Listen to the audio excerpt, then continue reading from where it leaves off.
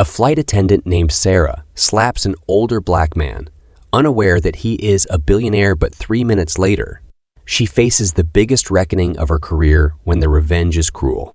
Attack how this encounter will change Sarah's life. Before we dive into the dramatic developments of the story, leave below in the comments where you are watching from, and if you like this story, don't forget to like and subscribe.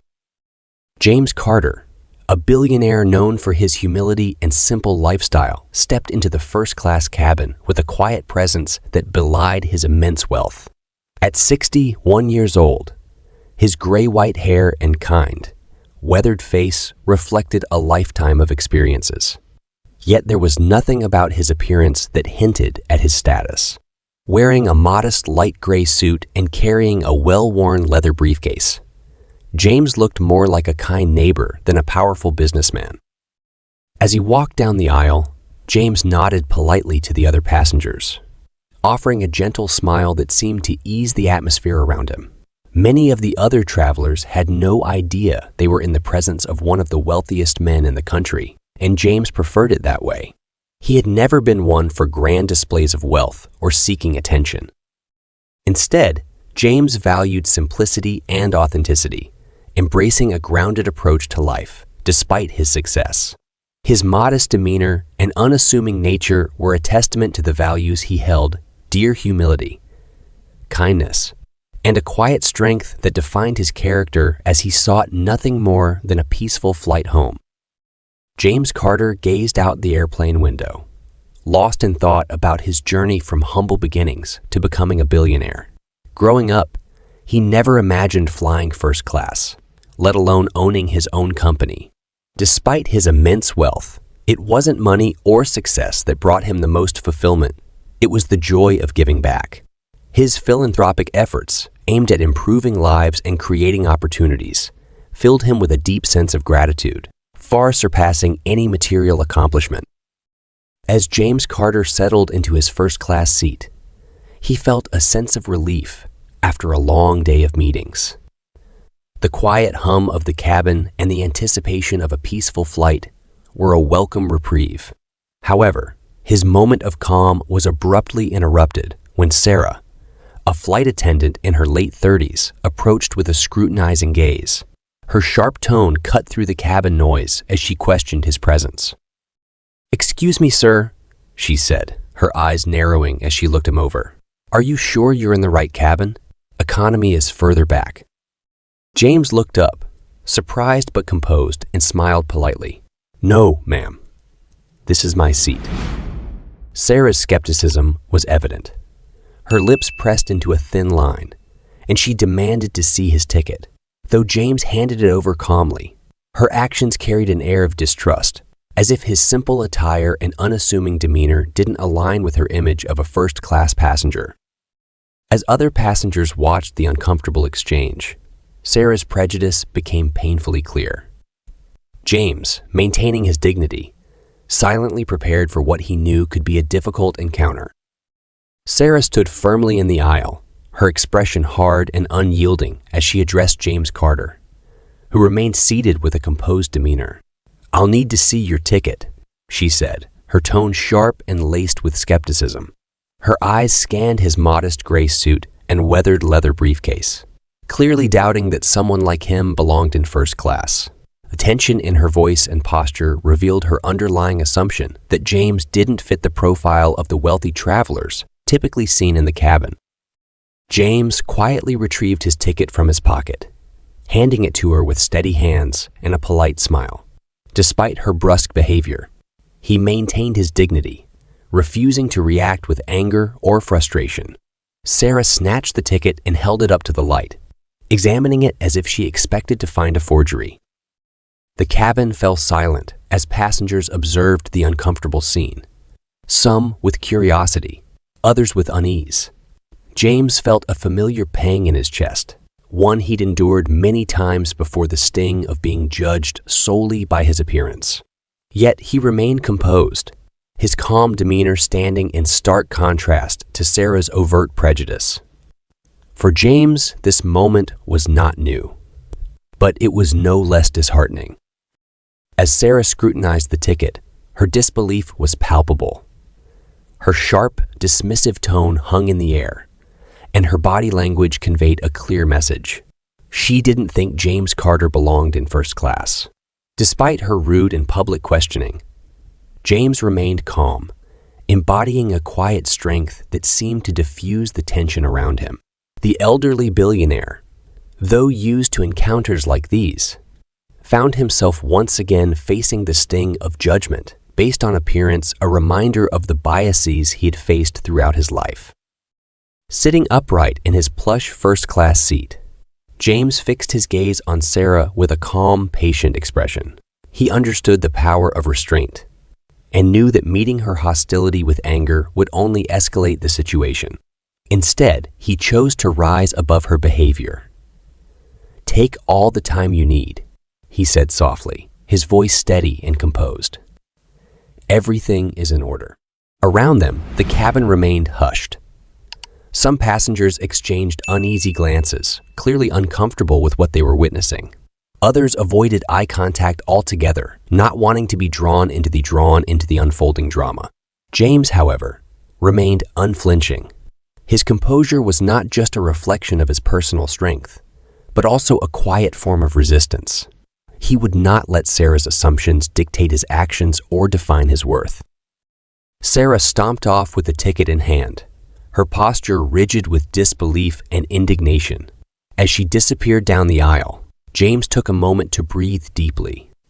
Closing his eyes, he let the tension roll off his shoulders, refusing to allow the incident to rob him of his peace. For James, this was another opportunity to demonstrate the values that had carried him through decades of challenges and success: grace, dignity, and self-control.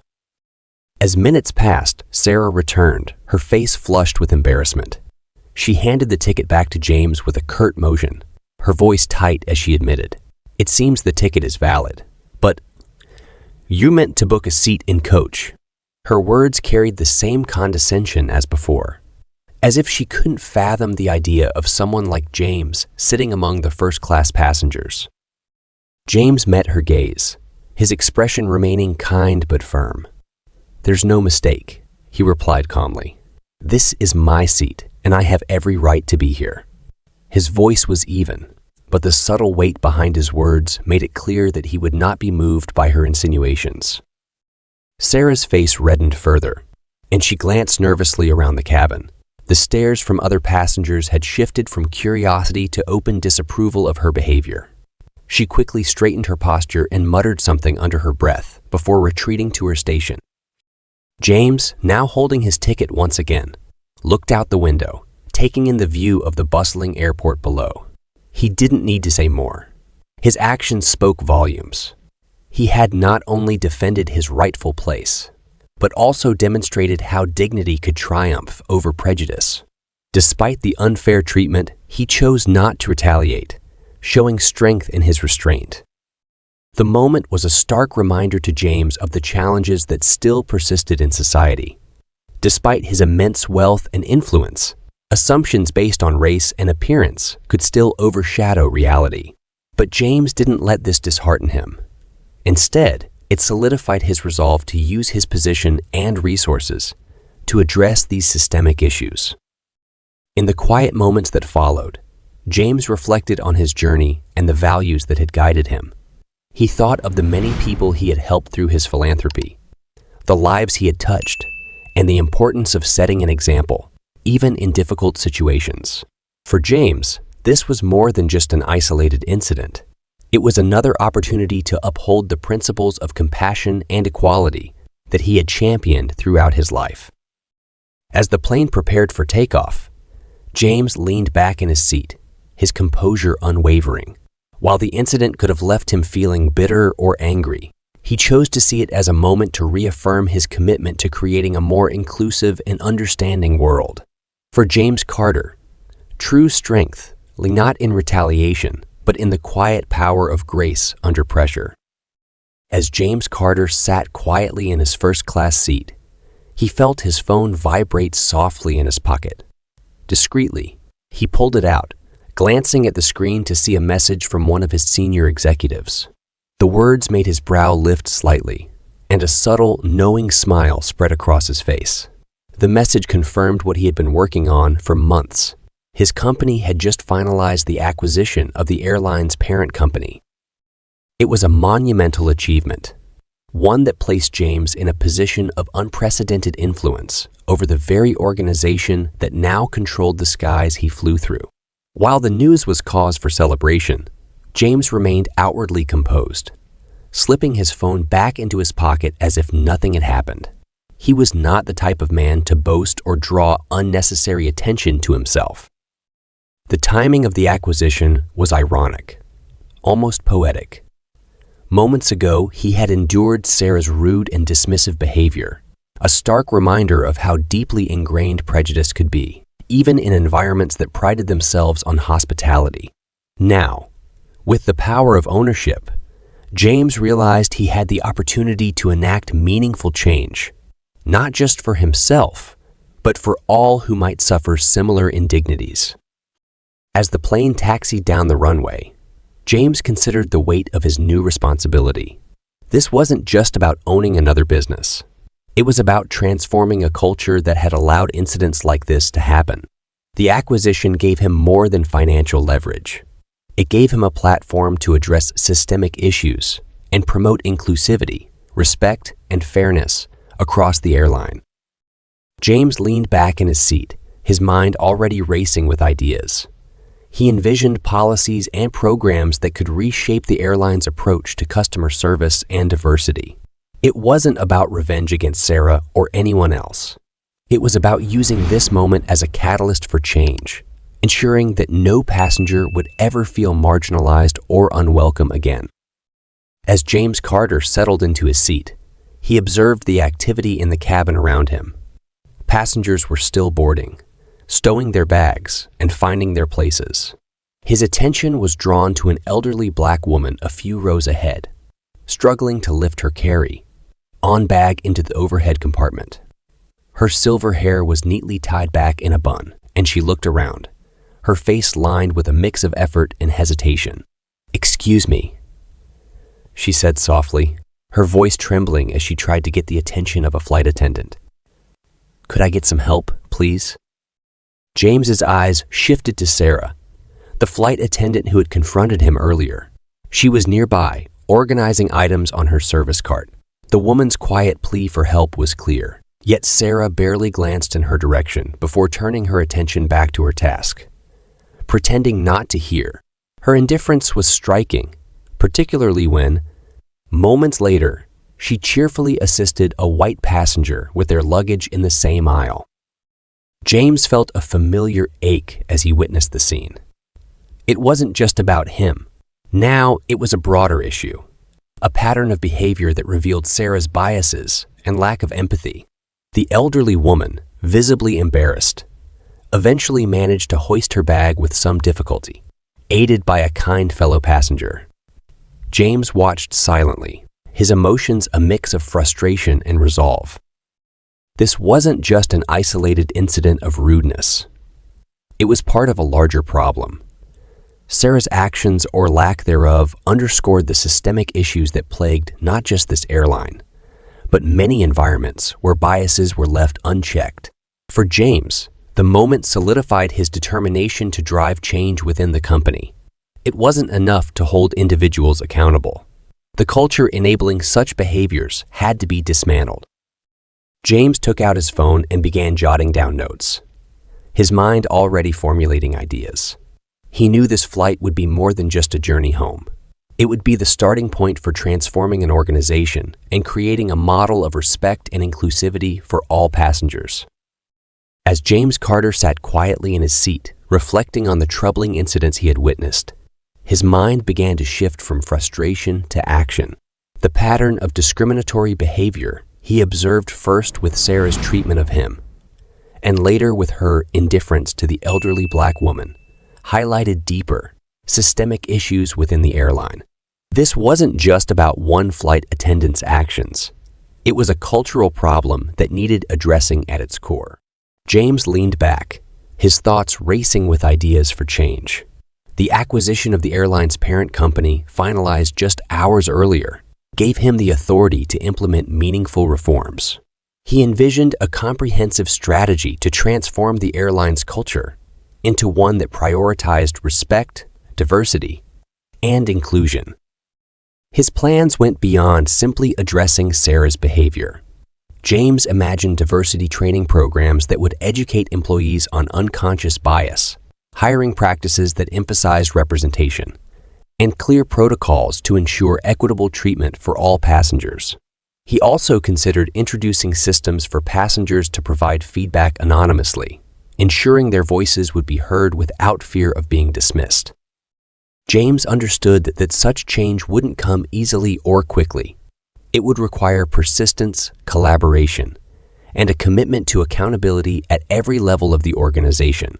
But as he gazed out of the window at the clouds beyond, he felt a renewed sense of purpose.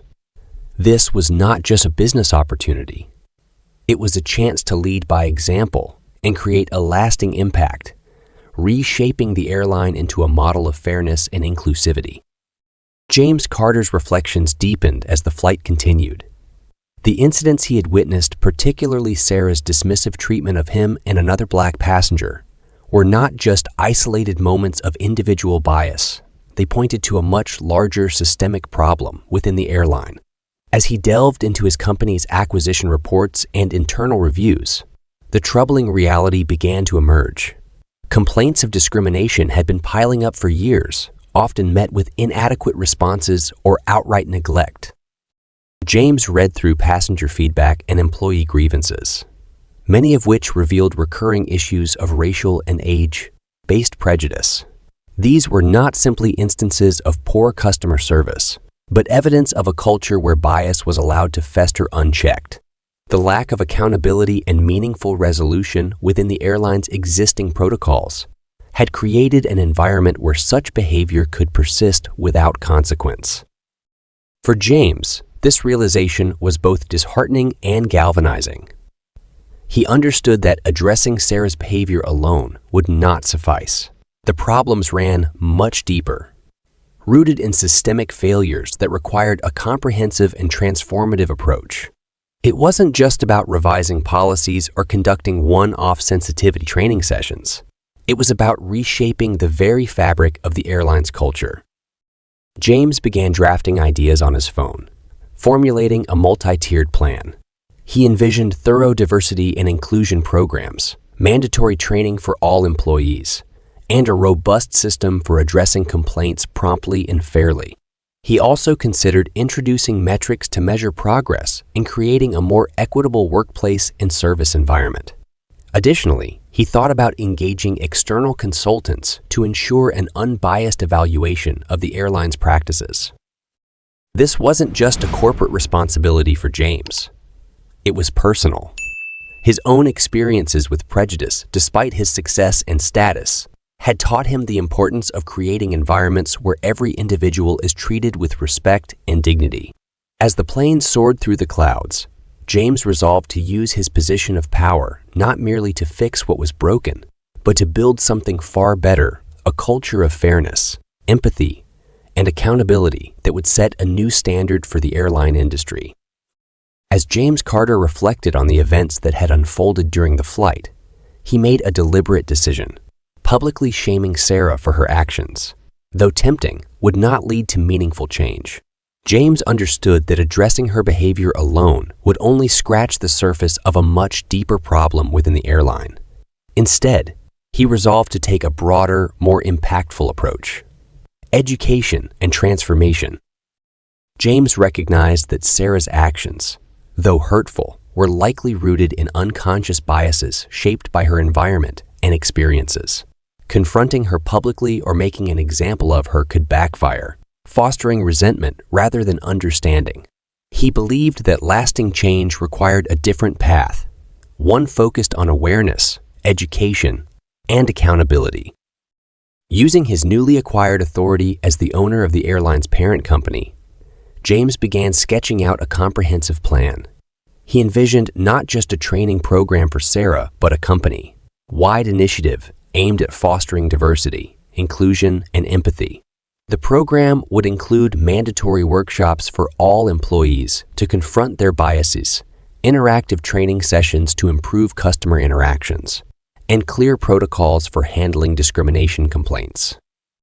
James also thought about how to engage Sarah in a meaningful way. Rather than punishing her outright, he wanted to involve her in the transformation process, giving her an opportunity to reflect on her behavior and actively contribute to building a more inclusive workplace. He believed that this approach could help her grow and inspire others to do the same. This was more than just a business decision for James. It was a moral imperative. He wanted to create a workplace culture where respect and fairness were not optional, but ingrained in every interaction.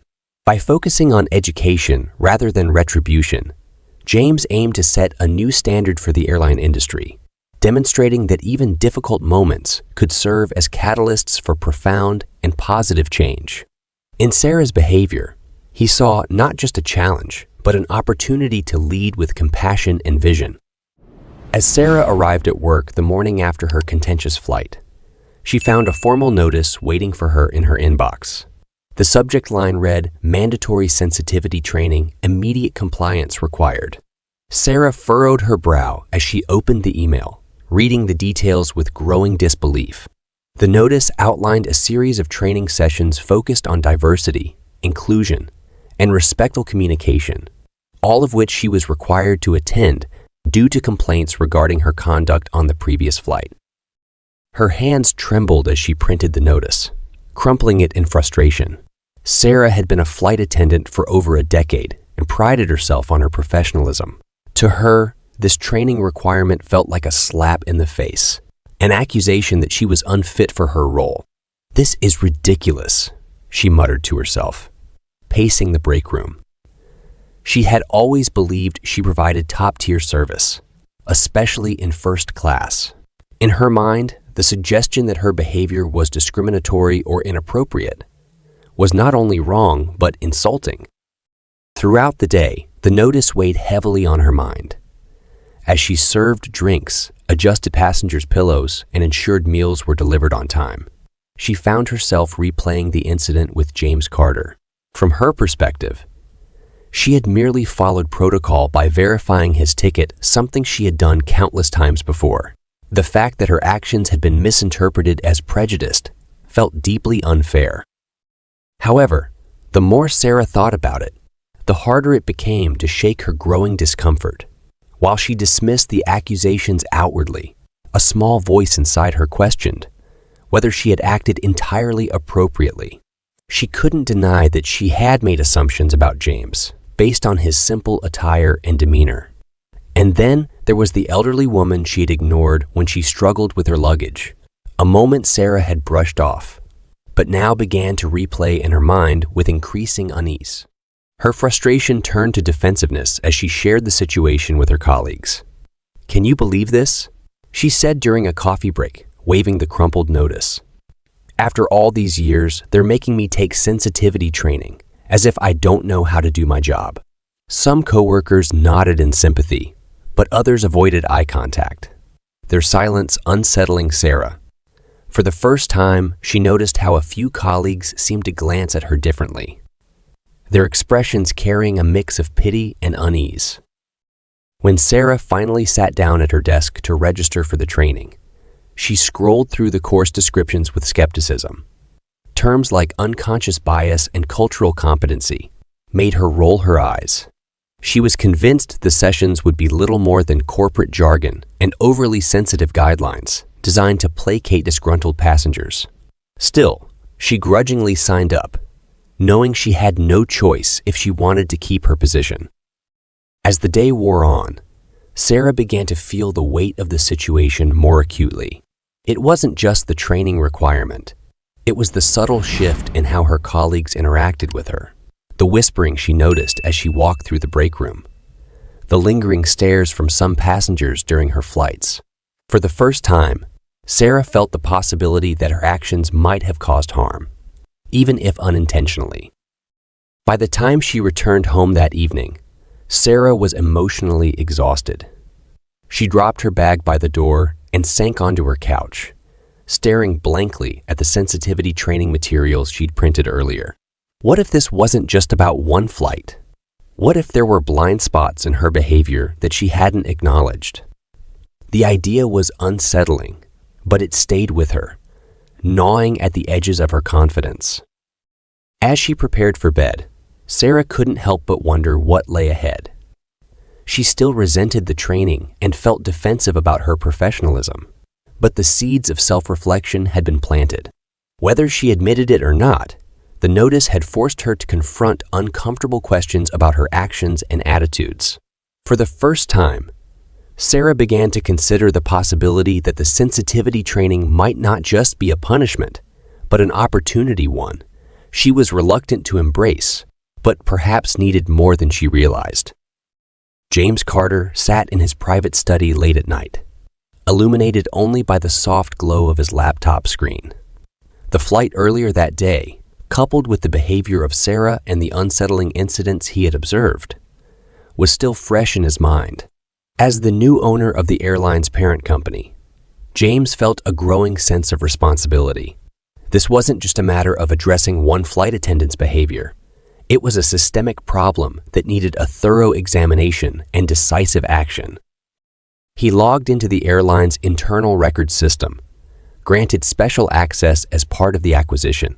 What he found as he delved into passenger complaints and employee grievances was troubling, to say the least.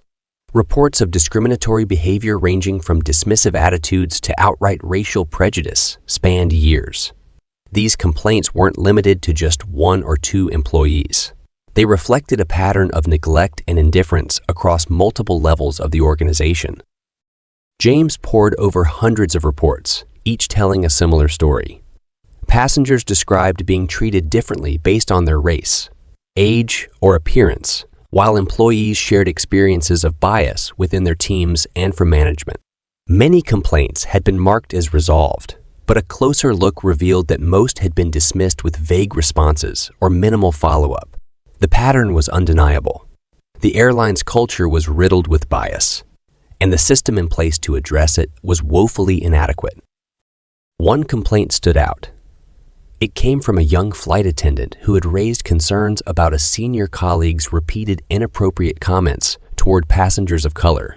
Her report had been ignored, and when she pressed for action, she was subtly reprimanded. Her work schedule altered in what appeared to be an act of retaliation. Another passenger's account described being passed over for assistance repeatedly, only to watch white passengers receive immediate and attentive service.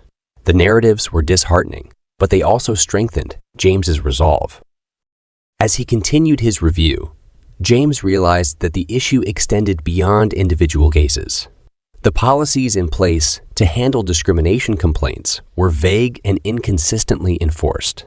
Training programs were outdated, with no emphasis on addressing unconscious bias or fostering inclusion. Recruitment practices, too, seemed to perpetuate a lack of diversity, with little effort to hire employees from underrepresented backgrounds.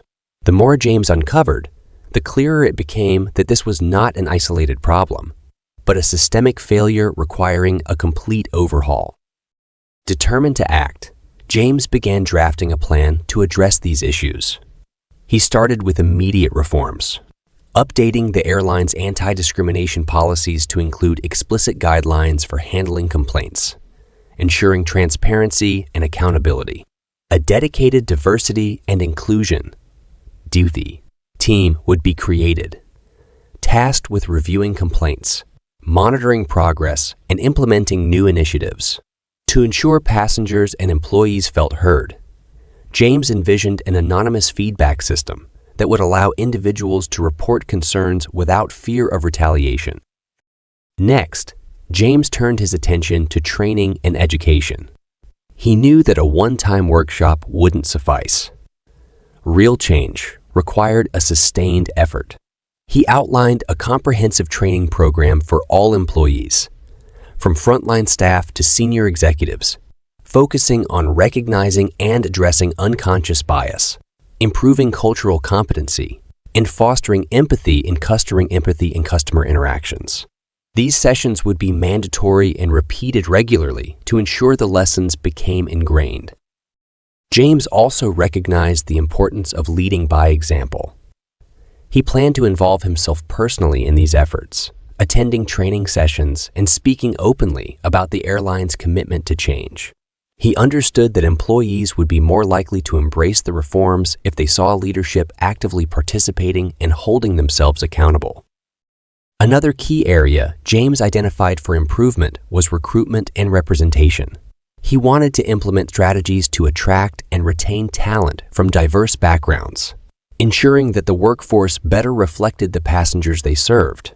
Partnering with community organizations and expanding outreach efforts would help build a pipeline of qualified candidates from underrepresented groups. Beyond internal reforms, James also saw an opportunity to engage with passengers and the public.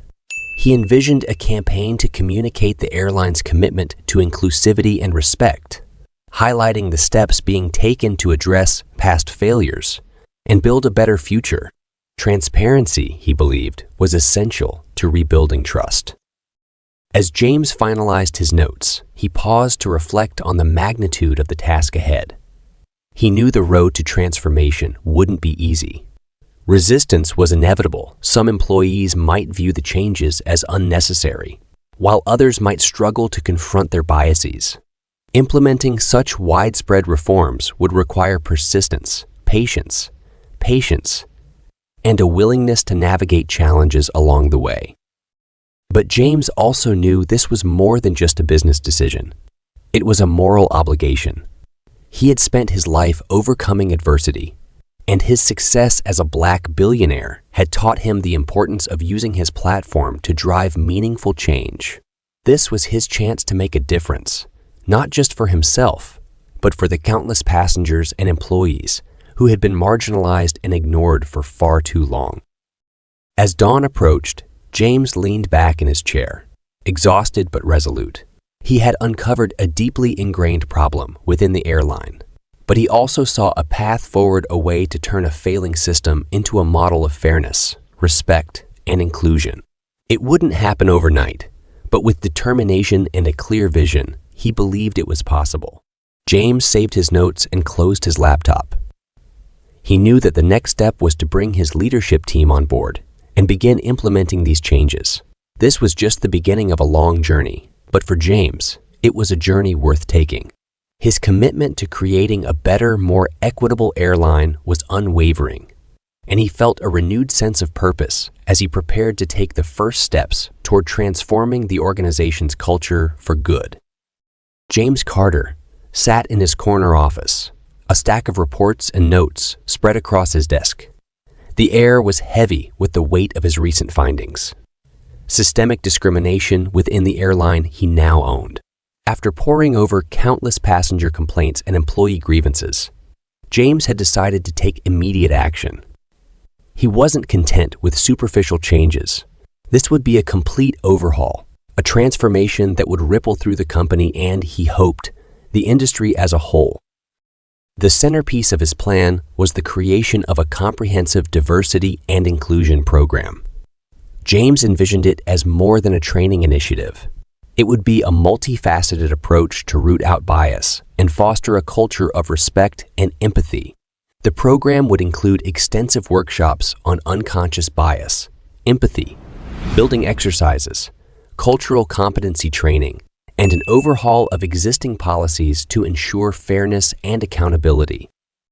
As he outlined the program, James's thoughts returned to Sarah, the flight attendant whose actions had catalyzed this journey. Her dismissive treatment of both him and the elderly Black passenger during their flight was unacceptable. But James had also seen a deeper opportunity in the situation.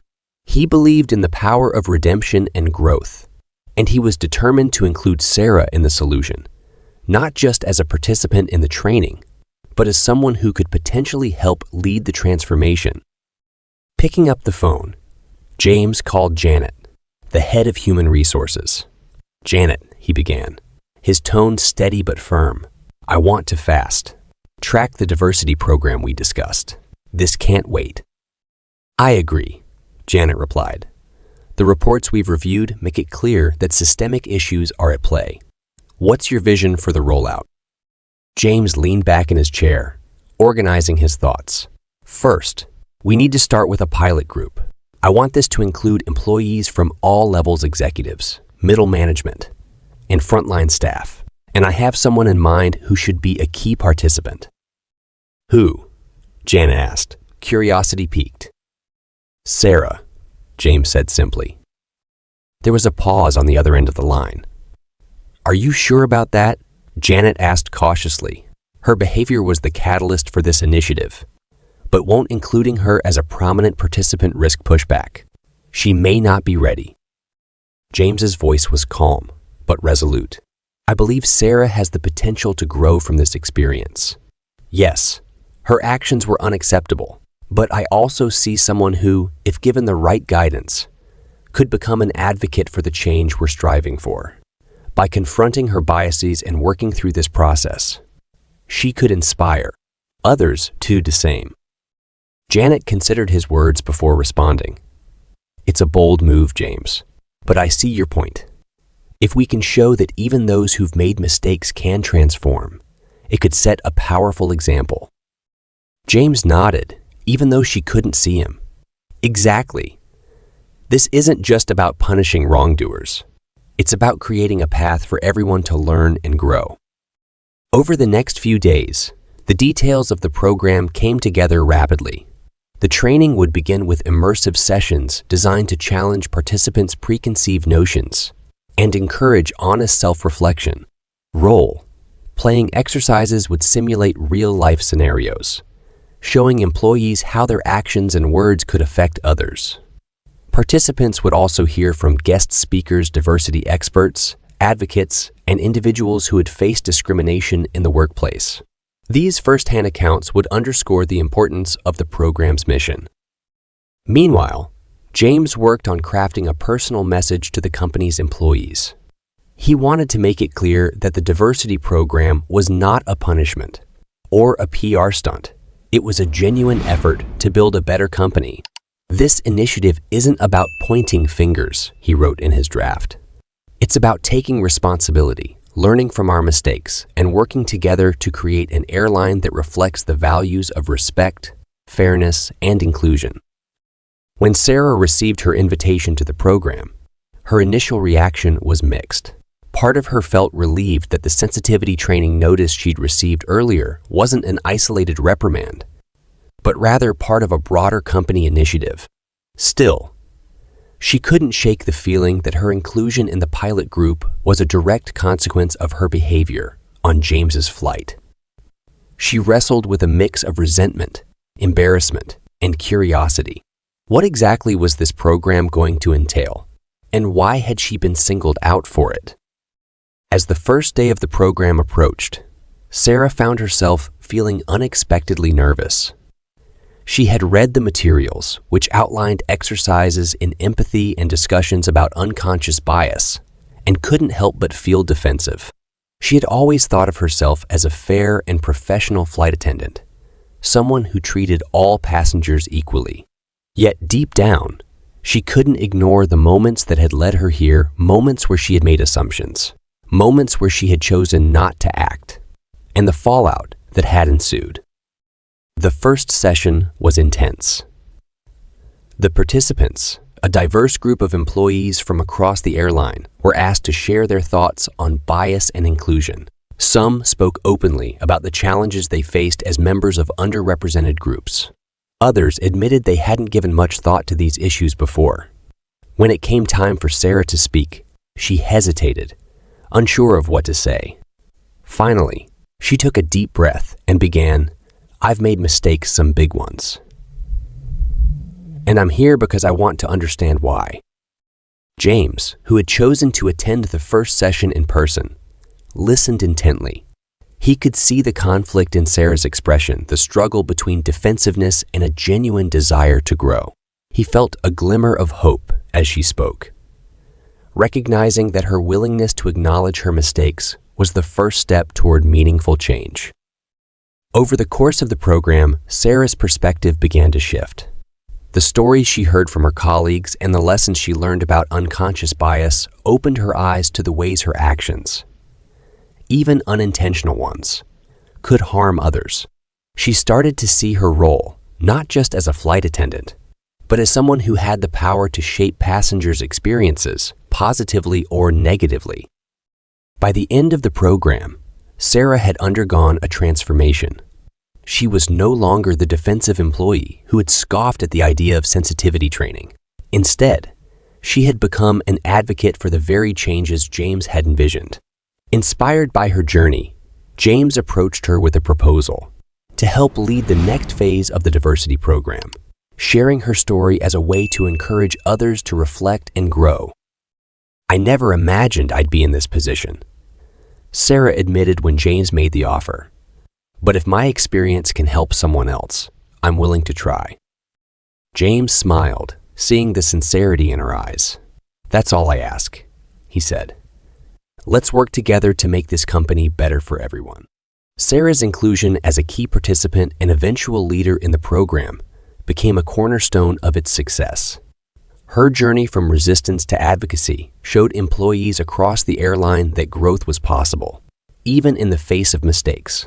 It set the tone for a cultural transformation that would ripple through the company, proving that accountability, education, and a willingness to change could lead to a brighter, more inclusive future.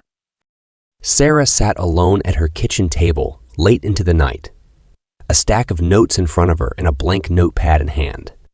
She had been tasked with delivering a company-wide address about her experiences, a responsibility that weighed heavily on her. It wasn't just the act of speaking publicly that unnerved her. It was the raw honesty she knew the address required. For the first time in her career, Sarah was being asked to confront not only her actions, but the deeper biases that had shaped them. As she stared at the empty page, memories of her upbringing surfaced unbidden. She grew up in a small, homogeneous town where everyone looked, spoke, and thought alike. Diversity was something she had read about in books or seen on television, but it had never been a part of her daily life.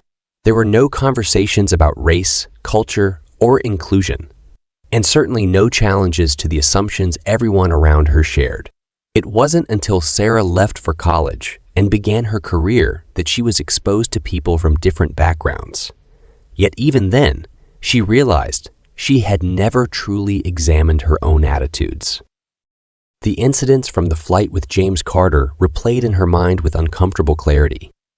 She remembered the assumptions she had made based on his modest appearance, the dismissive way she had spoken to him, and the way she had ignored the elderly black woman struggling with her luggage. At the time, she had justified her actions to herself as part of her job. She was busy. Passengers needed to follow protocol, and she was simply maintaining order. But now, with the benefit of reflection, Sarah could see how her biases had influenced her behavior, even if unintentionally. "I never thought of myself as biased," she murmured aloud, her voice barely above a whisper. "But that doesn't mean I wasn't." The realization hit her hard. For years, she had prided herself on her professionalism, believing she treated everyone equally. Yet, her actions on that flight told a different story, one she couldn't ignore or explain away any longer. Sarah began to write, her pen moving hesitantly at first, but then with increasing confidence as the words poured out. She wrote about her upbringing and the bubble of sameness she had grown up in. She wrote about how her lack of exposure to diversity had allowed her to form unconscious assumptions about people who didn't look like her. Most importantly, she wrote about her mistakes and how they had opened her eyes to the need for change, not just within herself, but in the company and the world around her. As the address took shape, Sarah realized that this wasn't just about admitting fault. It was about taking responsibility and using her experience as a lesson for others. She didn't want to stand before her colleagues as someone making excuses or seeking sympathy. Instead, she wanted to show them that growth was possible, even when it was uncomfortable. She wanted to encourage others to examine their own biases and be open to the difficult work of change. The night stretched on, and Sarah kept writing, pausing occasionally to gather her thoughts. By the time dawn broke, she had filled several pages with notes and drafted the outline of her address. She felt a mix of apprehension and determination as she reviewed her work. The speech wasn't perfect, but it was honest, and that was what mattered most. On the day of the address, Sarah stood at the front of the auditorium, the bright lights making her feel exposed. She took a deep breath and began, her voice steady but filled with emotion. "My name is Sarah, and I'm here to talk about my mistakes that have forced me to confront my own biases and grow in ways I never expected." As she spoke, she shared the story of her upbringing, her actions on the flight, and the lessons she had learned since. She didn't shy away from admitting how difficult the process had been, or how much work she still had to do. By the time she finished, the room was silent, filled with the weight of her words.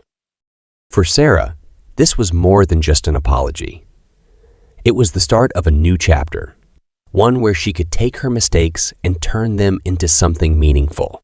She hoped her story would inspire others to reflect on their own biases and join her in the ongoing work of creating a more inclusive and respectful company culture.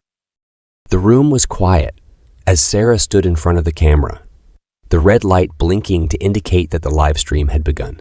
This was the moment she had been dreading for weeks. Addressing her colleagues, her superiors, and the public about her mistakes.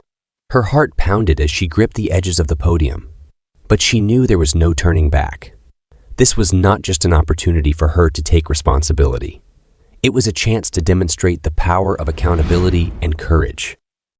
"Good afternoon," she began, her voice slightly unsteady but growing stronger with each word. "My name is Sarah, and I'm here today to speak about an incident that occurred on one of our flights. It was an incident that has profoundly impacted me, both personally and professionally." She paused, glancing briefly at the screen that displayed the live feed. She could see the viewer count climbing rapidly. The weight of the audience's attention felt heavy, but Sarah steadied herself, determined to continue. "A few weeks ago, during a routine flight, I made a series of decisions that were not only unprofessional, but also hurtful," she admitted. "I misjudged a passenger based on his appearance, made assumptions about his place in our cabin, and treated him in a way that lacked the respect and dignity every person deserves. Later, I ignored another passenger in need of assistance actions that were dismissive and, frankly, inexcusable." The words were difficult to say aloud, but Sarah knew they were necessary. For too long, she had resisted fully confronting her actions, excusing them as misunderstandings or overreactions. But the truth was clear now. Her behavior had been shaped by unconscious biases she hadn't acknowledged or addressed. "As a flight attendant, I've always believed my job is to provide a welcoming and professional experience for all passengers," she continued. "But on that day, I failed. I failed to live up to the standards I hold for myself and the standards this company strives to uphold." Sarah took a deep breath, her hands trembling slightly. The next part was even harder to admit, but she knew it was vital to her message. "I've spent the past weeks reflecting on why I acted the way I did," she said, "and I've come to realize that my actions stemmed from biases I wasn't even fully aware of. Growing up in a small, homogeneous community, I was never challenged to think critically about diversity or inclusion. That lack of awareness followed me into adulthood, shaping how I viewed and interacted with people who didn't look like me." Her honesty was met with silence on the live stream, but Sarah could feel the intensity of the moment. She knew her words were reaching people, even if she couldn't see their reactions. "This has been one of the hardest lessons I've ever had to learn," she said. "But I'm grateful for the opportunity to learn it, because growth only happens when we confront our mistakes and take responsibility for them." Sarah's voice grew stronger as she shifted her focus to the future. "I want to make it clear that this isn't just about apologizing and moving on. It's about making real changes, not just in myself, but in the culture we create as an organization. I've committed to participating fully in the company's diversity and inclusion programs, and I'm dedicated to continuing my education and self-reflection long after these sessions end." She looked directly into the camera, her expression resolute. "To those I've hurt, I am deeply sorry.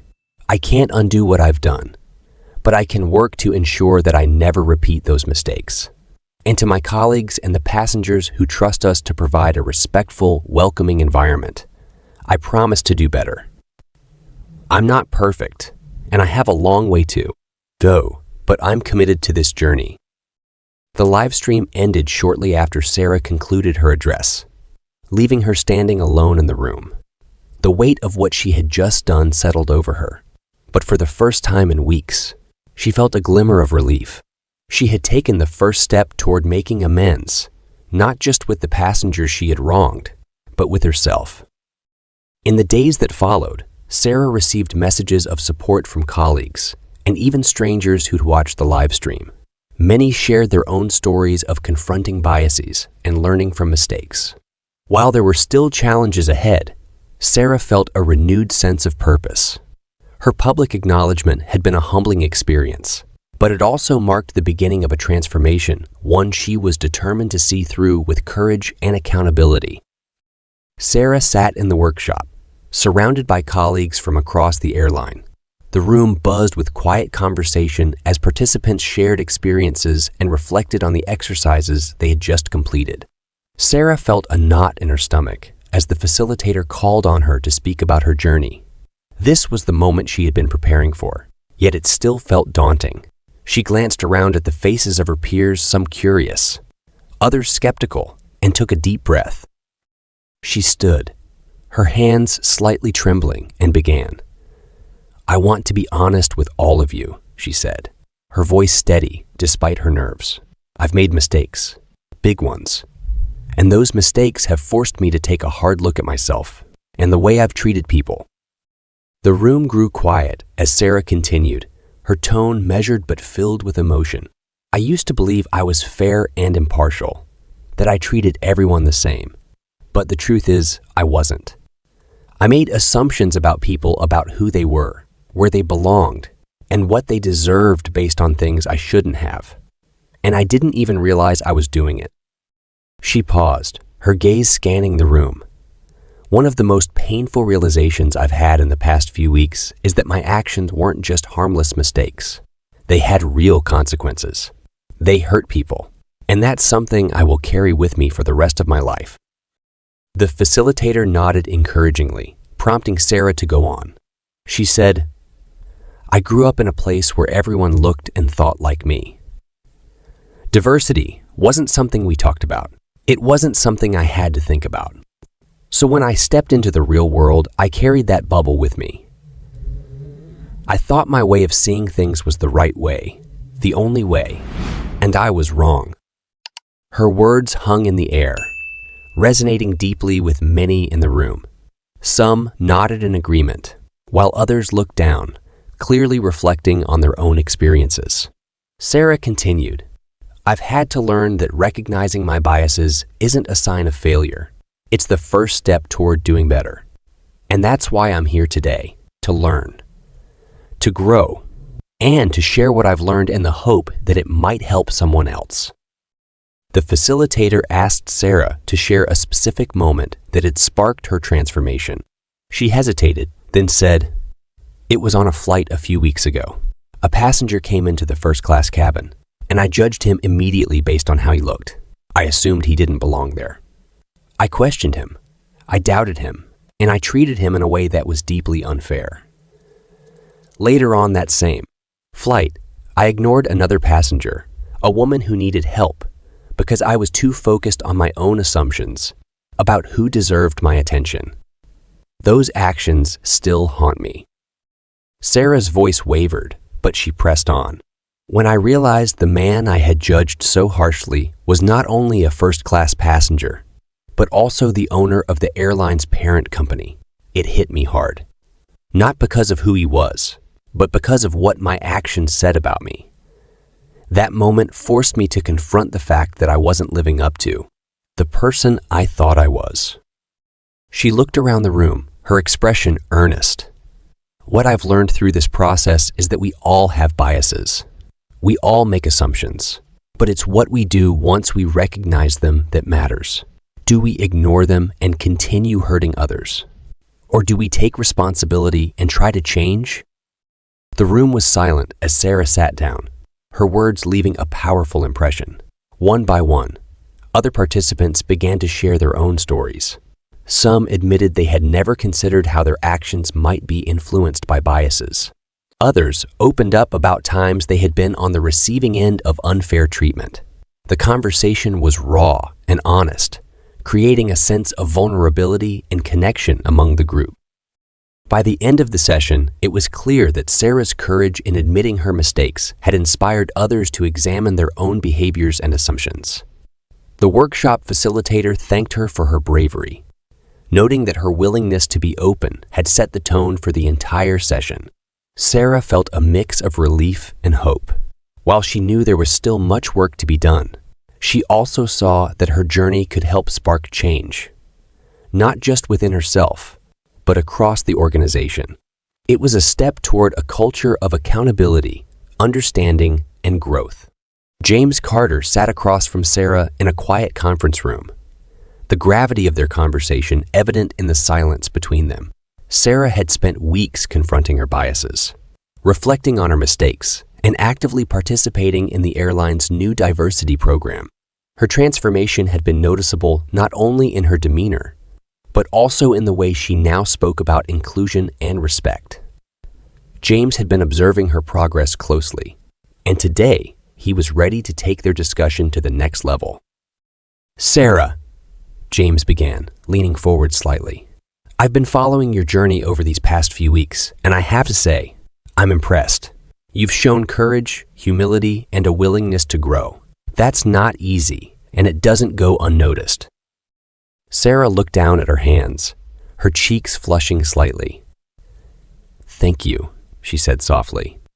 "It hasn't been easy, but I'm grateful for the opportunity to learn and do better." James nodded, acknowledging her sincerity. "Your story has already made an impact," he continued. "During the workshops, I saw how your honesty encouraged others to reflect on their own biases. That kind of influence is rare, and it's exactly what we need as we move forward with the cultural transformation of this airline." Sarah tilted her head, curiosity flickering in her eyes. "What do you mean?" she asked. James straightened in his seat, his tone becoming more purposeful. "I want to offer you a leadership role in our new cultural initiative," he said. "This program is about more than just training sessions. It's about creating a lasting systemic change in how we operate as a company. And I believe someone with your first-hand experience, someone who's been through this transformation personally, is uniquely positioned to help lead it."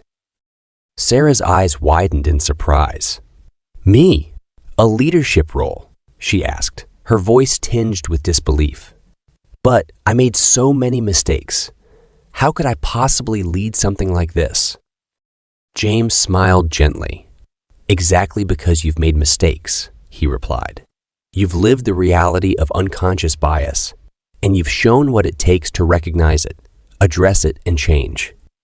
That experience gives you a perspective most people don't have. You understand the challenges, the resistance, and the discomfort that come with this kind of growth, and that makes you an invaluable asset to this initiative." Sarah hesitated, her thoughts swirling. She thought about the journey she had been on the initial defensiveness, the hard moments of self-reflection, and the slow realization of how her actions had affected others. While she still felt some lingering self-doubt, she couldn't deny the sense of purpose she had discovered along the way. "What exactly would this role involve?" she asked cautiously. "You would work closely with our diversity and inclusion team to develop new training programs, policies, and initiatives," James explained. "But more importantly, you would share your story both internally and externally. I want you to help create an environment where others feel safe to admit their mistakes, confront their biases, and grow, just as you've done."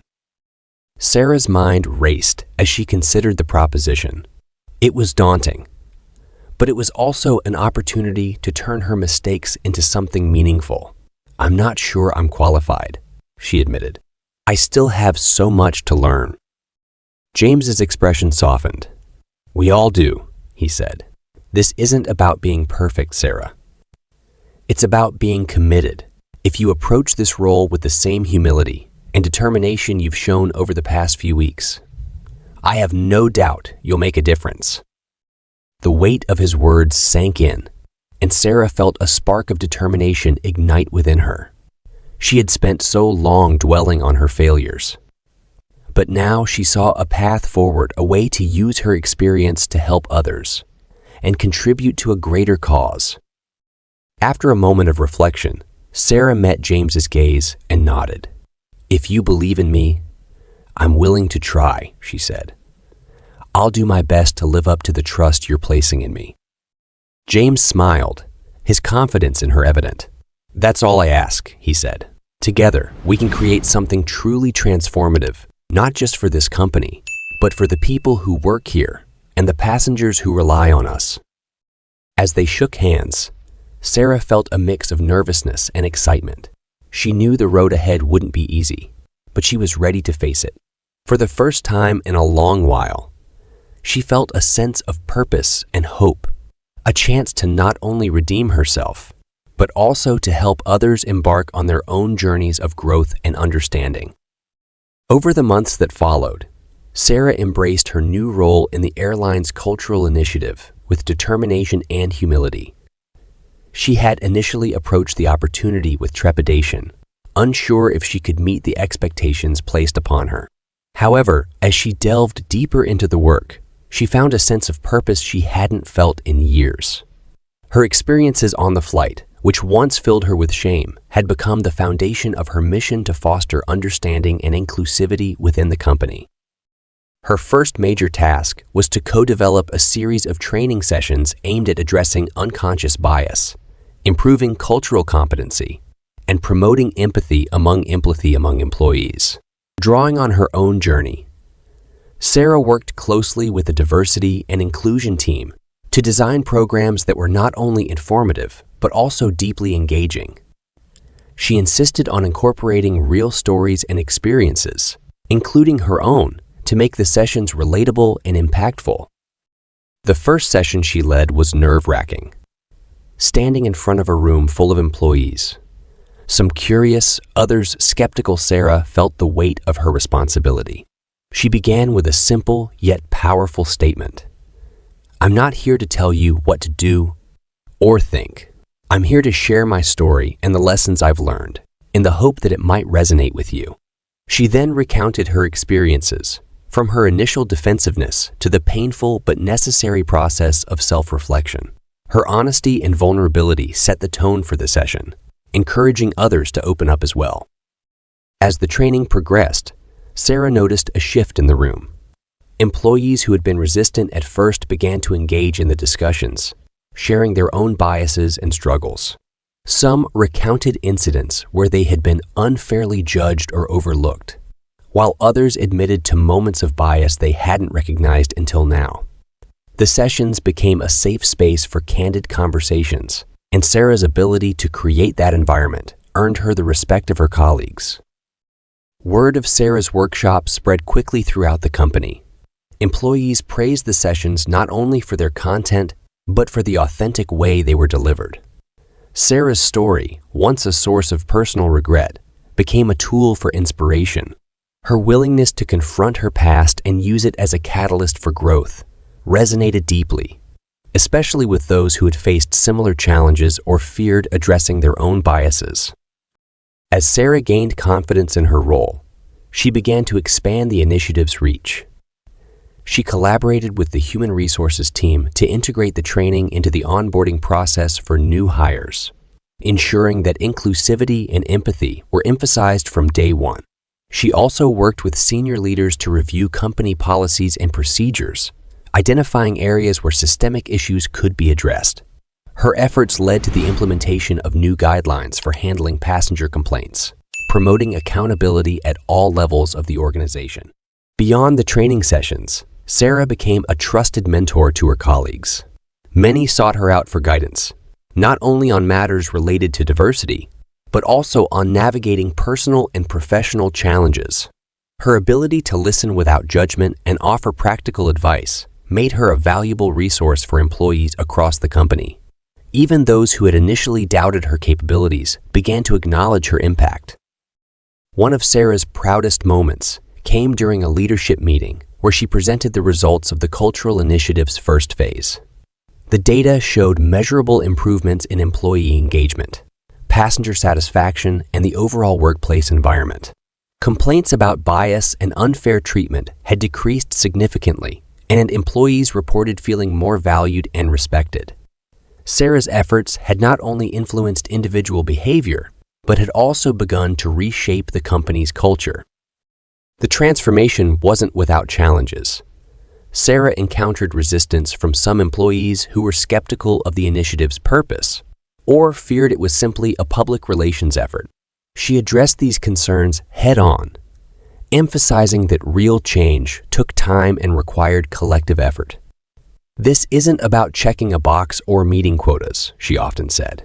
"It's about building a company where everyone feels they belong and can thrive." Her persistence paid off. Over time, even the skeptics began to see the benefits of the initiative. Colleagues who had once awaited her workshops now spoke highly of them, sharing how the sessions had helped them understand their own biases and improve their interactions with passengers and passengers and peers. The ripple effects of Sarah's work extended beyond the company, as passengers shared positive feedback about the improved service and welcoming atmosphere on flights. Sarah's journey also caught the attention of industry leaders and media outlets. Articles highlighted the airline's efforts to address systemic bias and foster inclusivity, often featuring Sarah's story as a central example of transformation. While she was initially uncomfortable with the spotlight, she recognized the importance of sharing her experience to inspire others. "If my story can help even one person reflect on their actions and make a positive change, then it's worth it," she said in an interview. As months turned into years, Sarah's influence continued to grow. She became a key figure in the airline's ongoing efforts to prioritize diversity and inclusion, helping to set a new standard for the industry. Her workshops evolved into a comprehensive program that other airlines sought to replicate, and her role expanded to include speaking engagements and collaborations with external organizations. Reflecting on her journey, Sarah often marveled at how far she had come.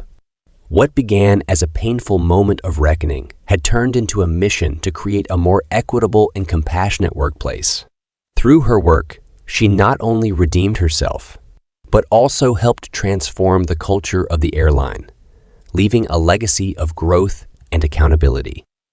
For Sarah, the greatest reward wasn't the recognition or accolades. It was the knowledge that her efforts had made a real difference. By embracing her mistakes and using them as a catalyst for change, she had proven that transformation was possible, both for individuals and organizations.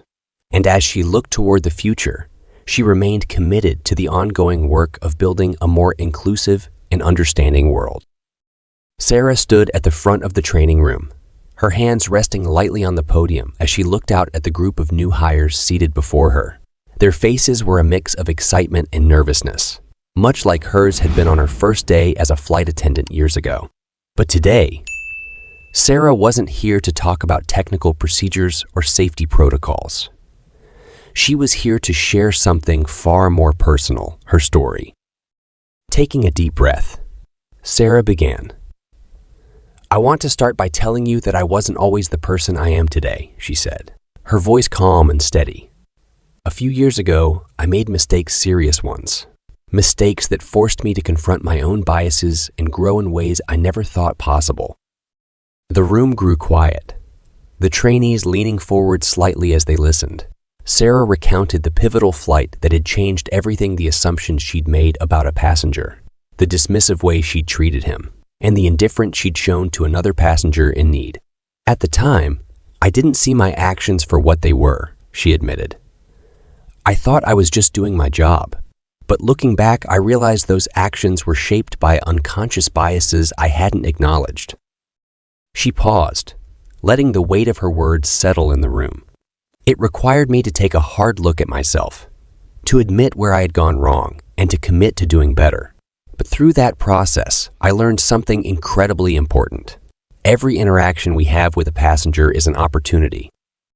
Sarah's voice grew stronger as she elaborated. It's an opportunity to make someone feel valued, respected, and welcomed. Or it's an opportunity to cause harm even unintentionally. The choice is always ours, and it starts with being mindful of how we treat others. The trainees nodded, her words resonating with them.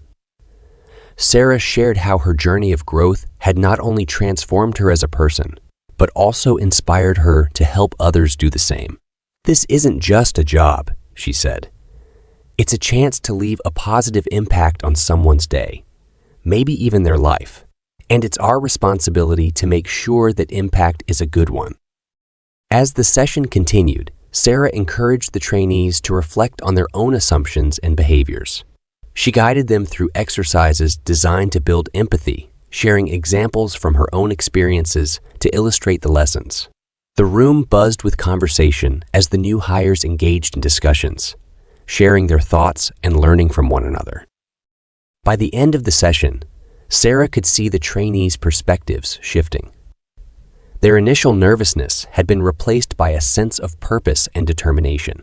One trainee raised their hand, saying, "Your story really opened my eyes. I'll definitely think more about how my actions affect others." Sarah smiled warmly, feeling a sense of fulfillment. "That's all I hope for," she said. "If we all approach this work with empathy and mindfulness, we can create a welcoming environment, not just for our passengers, but for each other as well." As the session wrapped up, the trainees applauded, and Sarah felt a deep sense of pride. She had taken her own mistakes and turned them into lessons that could help shape the next generation of employees. It wasn't just about teaching. It was about inspiring a culture of kindness and understanding that would ripple far beyond the walls of the training room.